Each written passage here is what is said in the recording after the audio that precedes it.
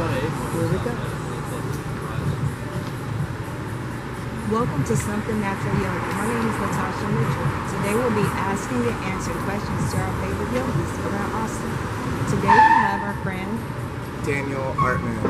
Daniel Artman. Daniel, where are you from? I was born and raised in eastern Pennsylvania, just above the greater Philadelphia area. Okay. How did you get involved with yoga? I got involved in yoga as a random impulse, completely uninitiated, uninvited. I didn't have any friends that were into yoga telling me about it, but I was at a crossroads in my life where I felt a bit directionless, and I had a workout routine that I was doing at Planet Fitness, and you know, the cliche of doing the same thing over and over again and expecting a different result.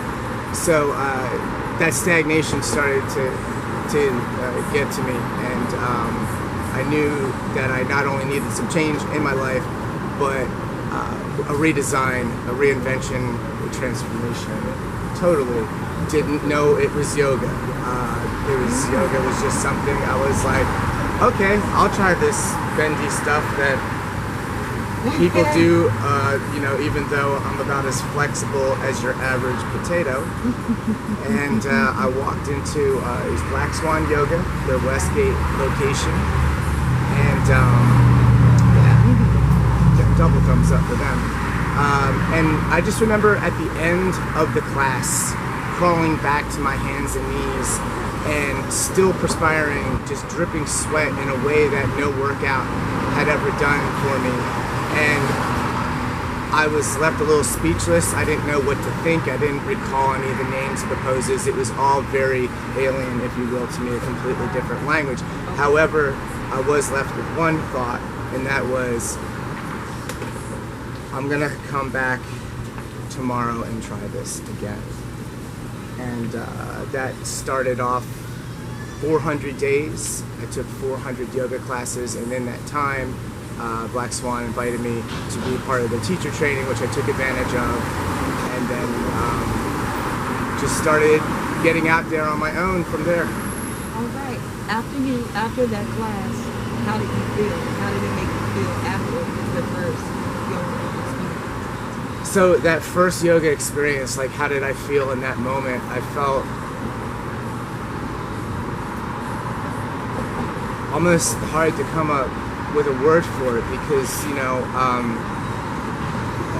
I've run miles at a time before, I've lifted weights before, done other types of exercises, or maybe attended a boot camp or two or something like that.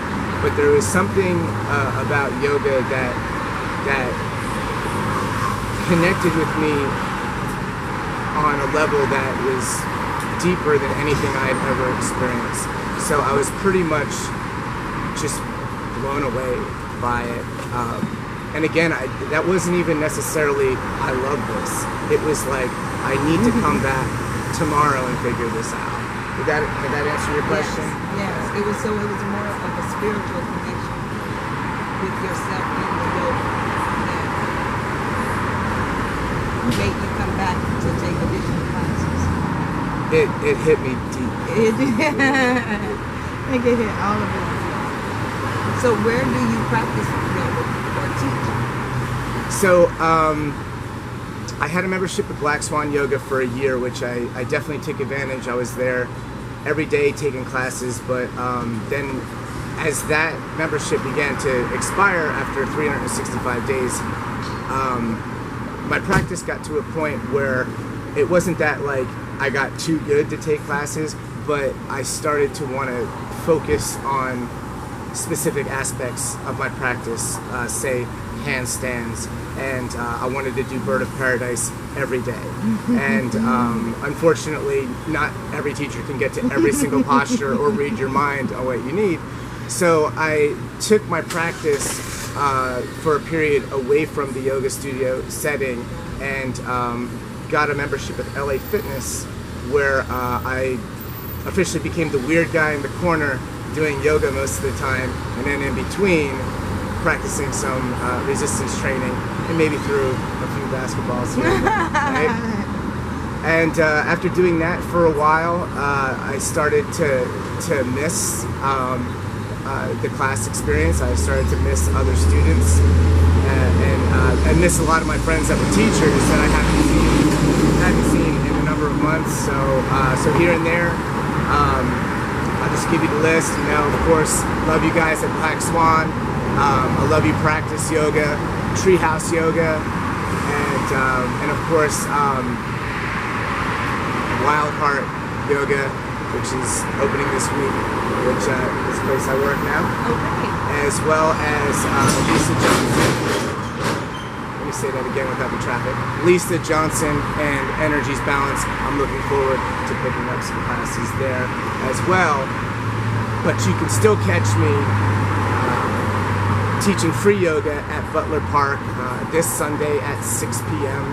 Hopefully the weather will permit it. Alright. Is there anything else you want to share with someone that is new to yoga?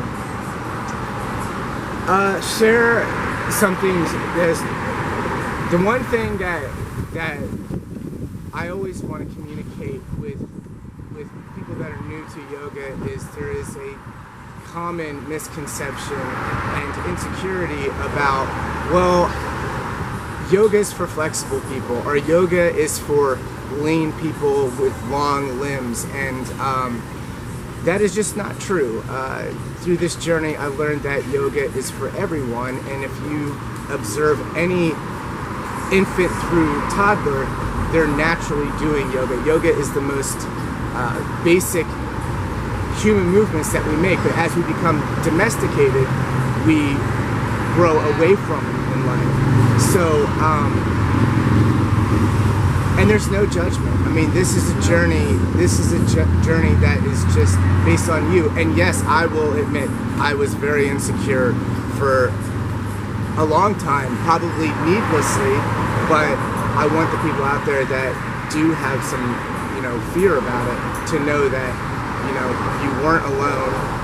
I used to refer to myself as a potato all the time, and you just keep practicing every day, and you will make those micro improvements, and those micro improvements have a major effect on your self-esteem and your sense of purpose in life.